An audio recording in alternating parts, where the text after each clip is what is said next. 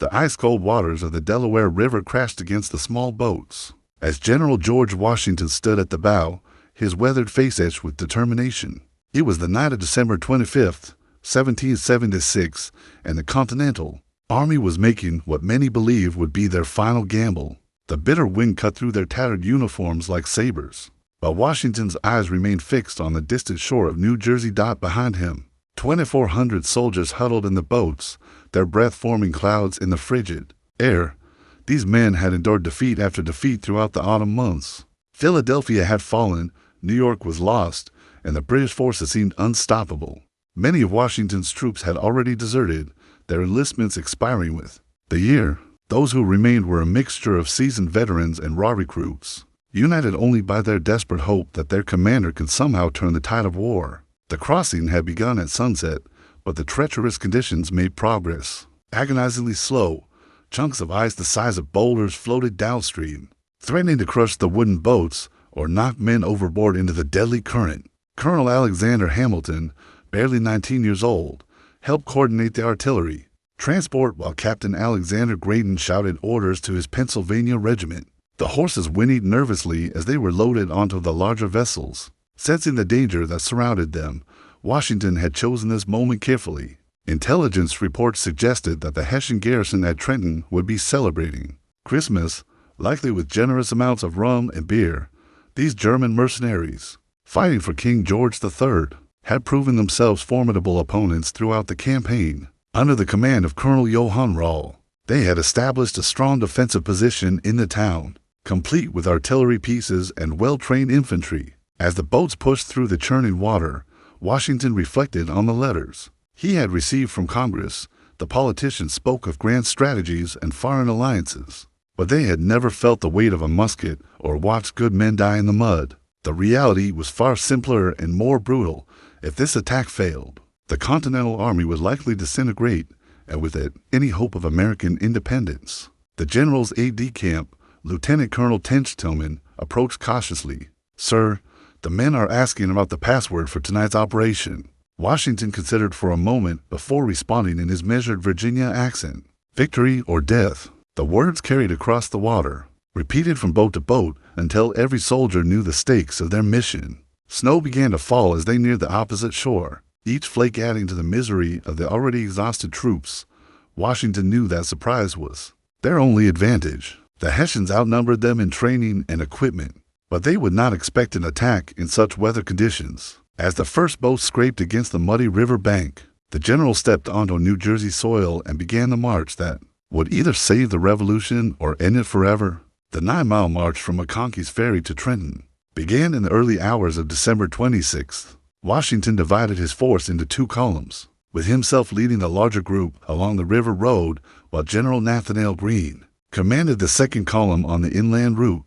The plan was ambitious: strike the town simultaneously from two directions, capturing the Hessian garrison before they could organize an effective defense. The weather turned increasingly hostile as the army pressed forward through the darkness. What had begun as light snow transformed into a vicious nor'easter. With sleet and freezing rain pelting the soldiers' faces, many of the men lacked proper shoes, leaving bloody footprints in the snow that marked their passage through the New Jersey countryside. Washington rode his horse slowly alongside his troops, offering words of encouragement to those who stumbled or faltered. According to historical accounts documented by the Smithsonian Institution, the conditions were so severe that the soldiers died from exposure during the march, and several others suffered severe frostbite.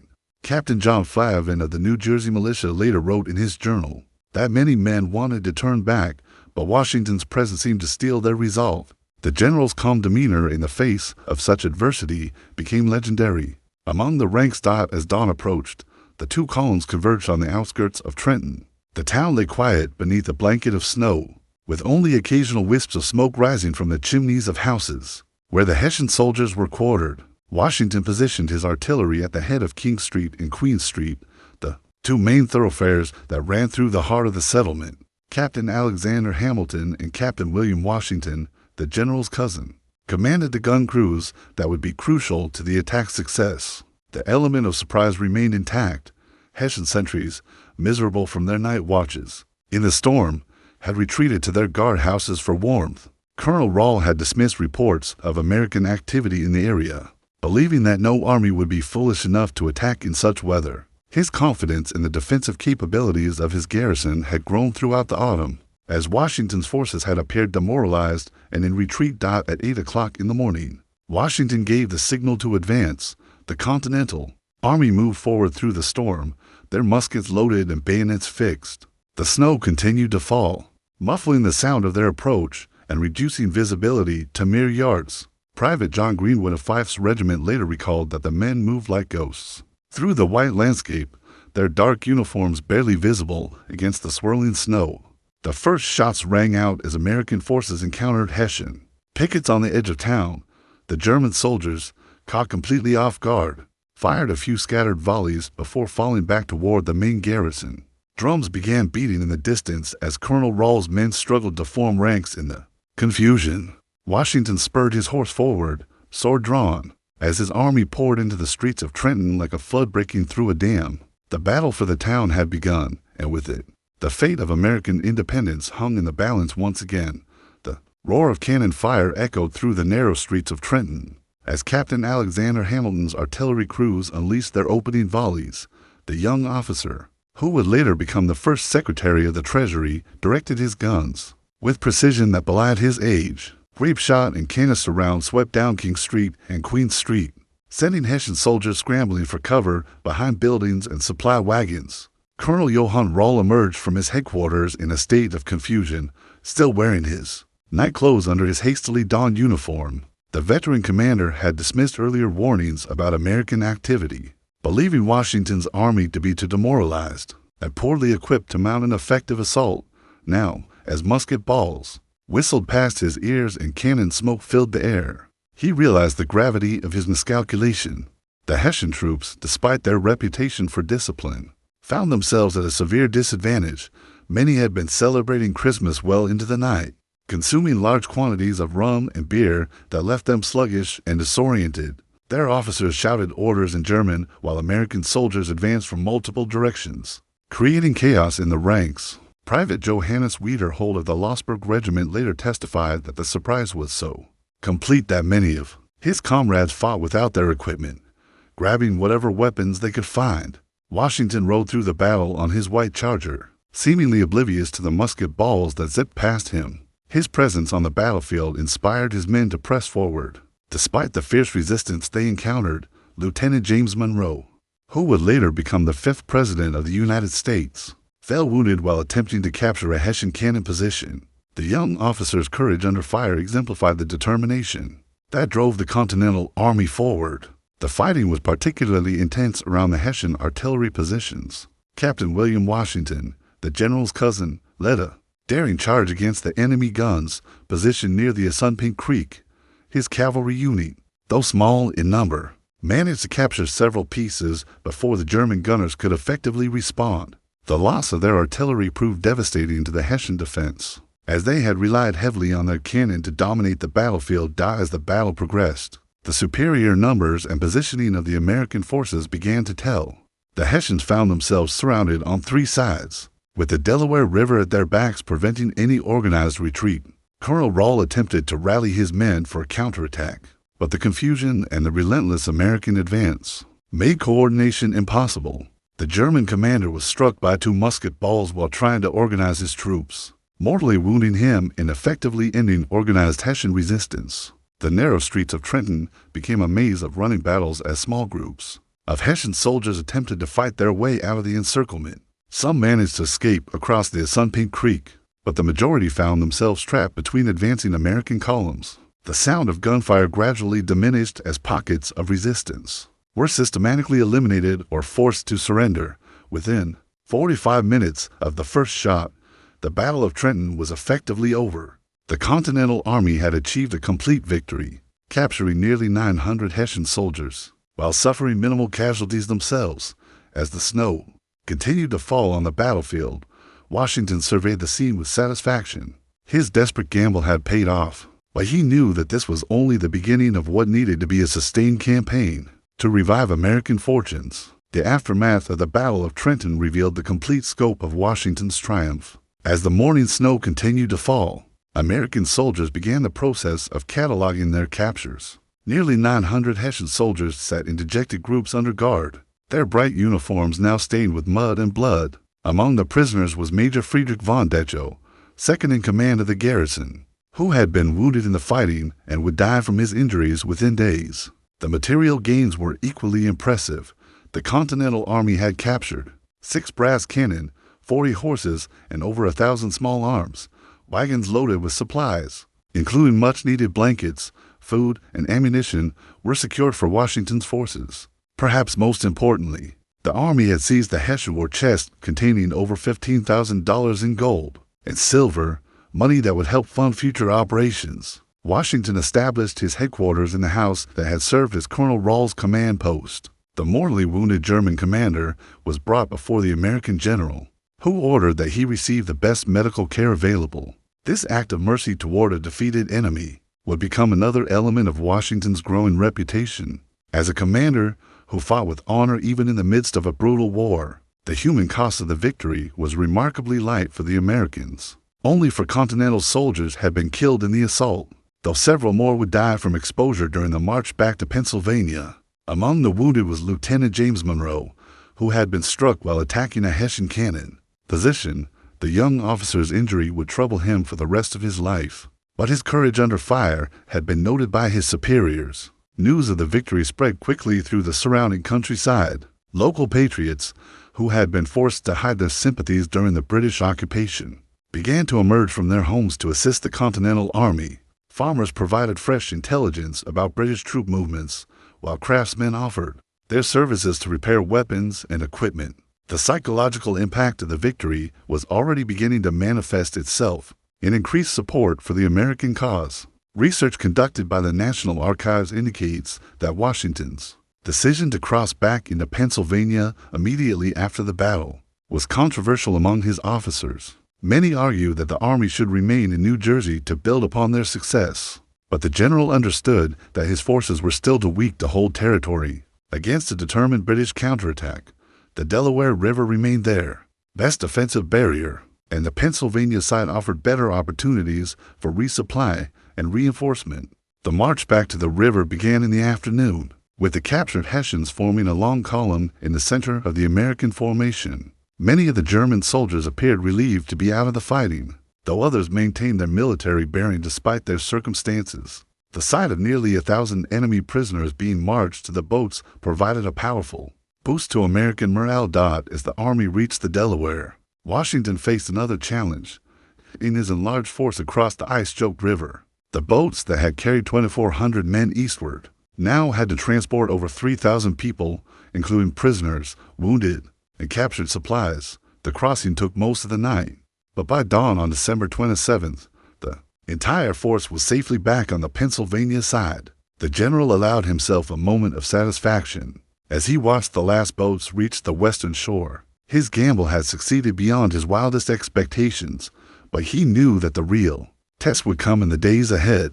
The victory at Trenton was only meaningful if it could be leveraged into a broader revival of American fortunes. The news of Washington's victory at Trenton spread across the colonies like wildfire, carried by riders who braved winter roads to deliver the incredible tidings. In Philadelphia, members of the Continental Congress received the reports with a mixture of disbelief and jubilation. Many had begun to fear that the cause of independence was lost, but Washington's bold stroke had suddenly transformed the political landscape.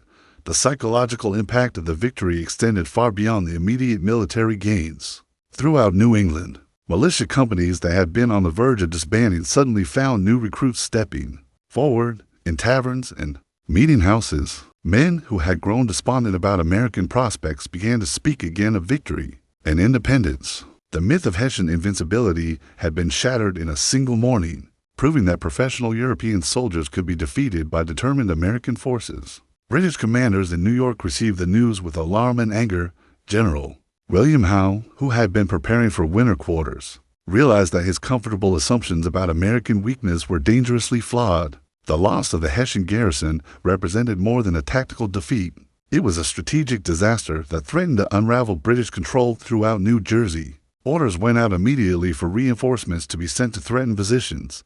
The Reaction among German mercenary units was particularly significant. The Hessians and other German soldiers fighting for King George III had been told that Americans were cowardly rebels who would flee at the first sign of professional troops. The capture of an entire garrison by these supposed amateurs shattered that confidence and led to increased caution among German commanders. Throughout the theater of operations, Washington understood that his victory would be meaningless unless he could build upon it quickly.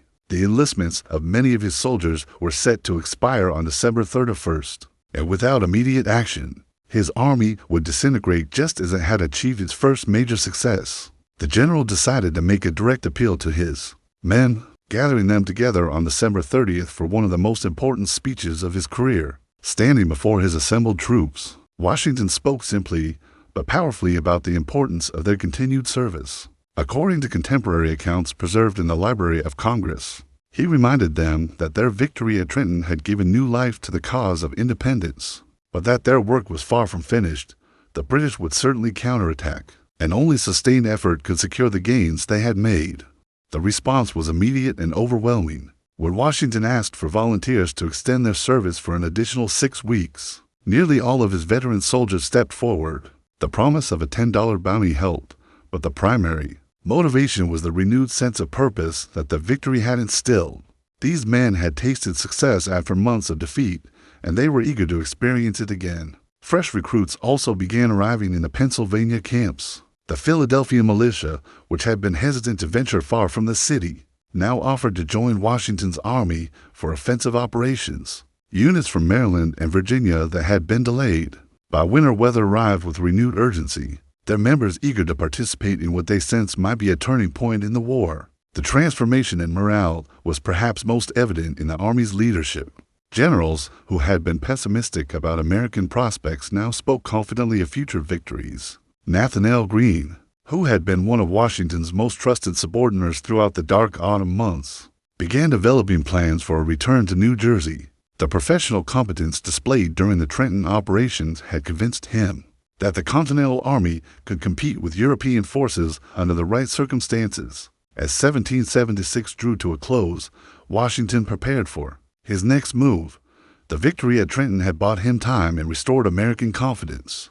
But the war was far from over. The British would respond to their defeat with increased force, and the Continental Army would need to prove that Trenton was not simply a lucky stroke, but the beginning of a sustained campaign for independence.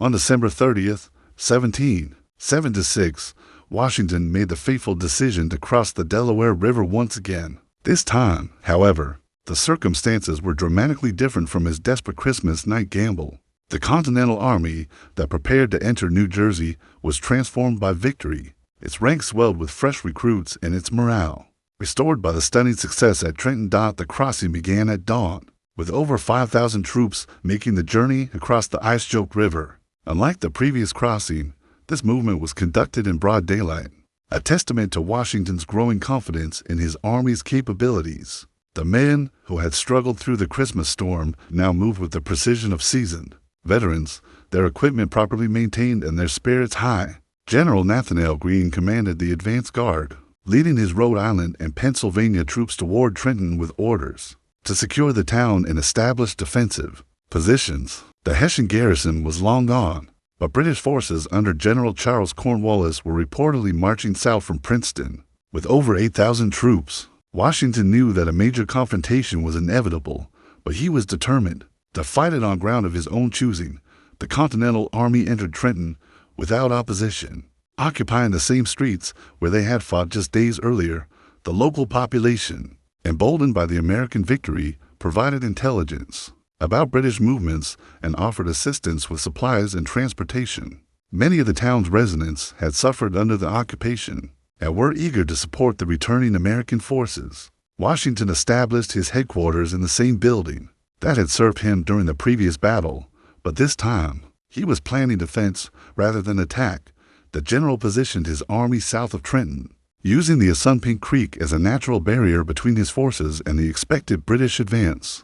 Artillery pieces were carefully sighted to command the main roads, while infantry units prepared defensive positions along the creek's banks. The first contact with British forces came on January 2nd, 1777, when Cornwallis's Advance guard encountered American pickets north of Trenton. The British commander, stung by the defeat of his Hessian allies, was determined to trap Washington's army and destroy it once and for all. His forces included some of the finest regiments in the British Army, supported by artillery and cavalry, units that had proven themselves throughout the campaign. The fighting that followed was intense but inconclusive. British troops attempted to force crossings of the Assunpink Creek at several points, but American defenders held firm. The sound of musket fire and cannon shots echoed across the frozen landscape.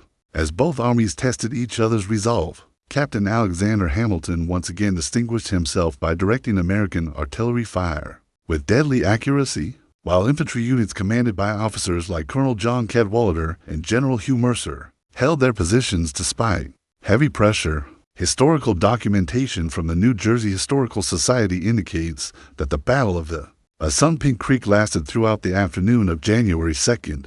British casualties mounted as repeated attempts to cross the creek were repulsed by determined American defenders. Cornwallis, frustrated by his inability to bring Washington to decisive battle, decided to postpone his final assault until the following morning. As darkness fell, the British commander made a fatal assumption, believing that the American army was trapped between his forces and the Delaware River. Cornwallis ordered his troops to make camp and prepare for what he was certain would be a crushing victory the next day. "We've got the old fox safe now," he reportedly told his staff officers, confident that Washington had no means of escape.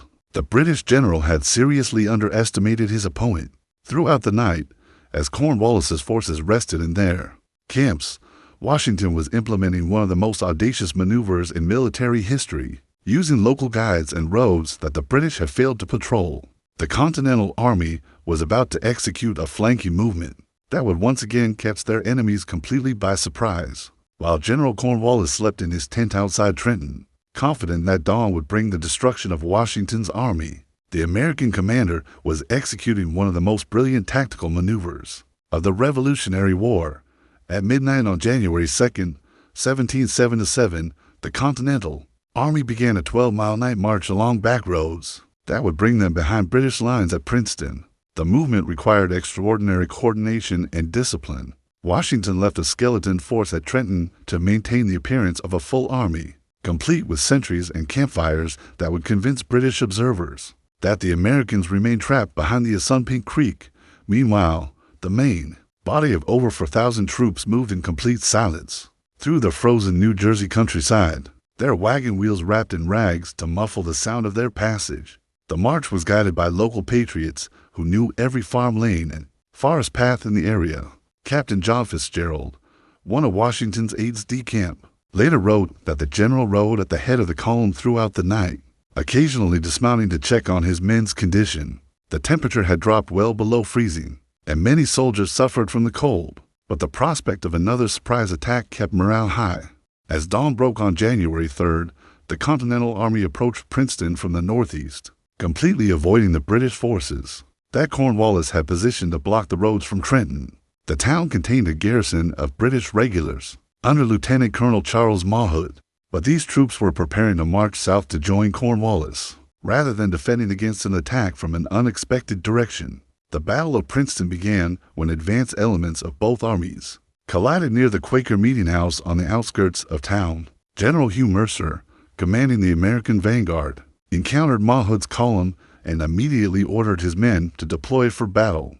The fighting was fierce and confused, with both sides struggling to maintain formation in the early morning. Darkness. Mercer fell mortally wounded in the initial exchange, struck down by British bayonets as he attempted to rally his troops. The loss of their commander caused his brigade to waver, and for a moment it appeared that the American attack might collapse.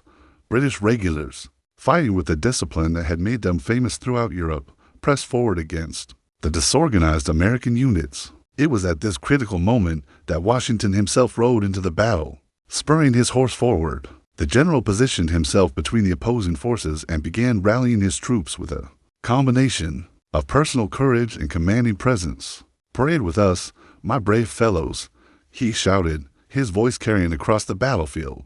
"There's but a handful of the enemy, and we will have them directly." The sight of their commander exposing himself to enemy fire galvanized the American soldiers, fresh units under General John Cadwalader and General William Alexander arrived on the battlefield, extending the American line and threatening to envelop the British position. Captain Hamilton's artillery, which had performed so well at Trenton, unlimbered their guns and began pouring canister shot into the British ranks. Within 45 minutes, the Battle of Princeton was over. British resistance collapsed as American forces swept through the town, capturing supplies and prisoners while the remnants of Mawhood's command fled toward New Brunswick. The victory was complete, but Washington knew that Cornwallis would soon discover his absence from Trenton and march north with overwhelming force. The Continental Army quickly gathered their spoils and began moving toward winter quarters in Morristown, New Jersey.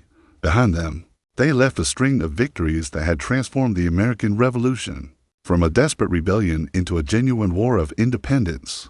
The Christmas crossing of the Delaware, the surprise attack on Trenton, and the masterstroke at Princeton had revived American hopes and demonstrated that citizen soldiers could defeat professional European armies. As Washington's army disappeared into the New Jersey highlands, the full impact of their 10-day campaign became clear. The British had lost control of most of New Jersey. Their Hessian allies had been thoroughly demoralized, and the Continental Army had gained the confidence that would sustain it through the remaining years of war.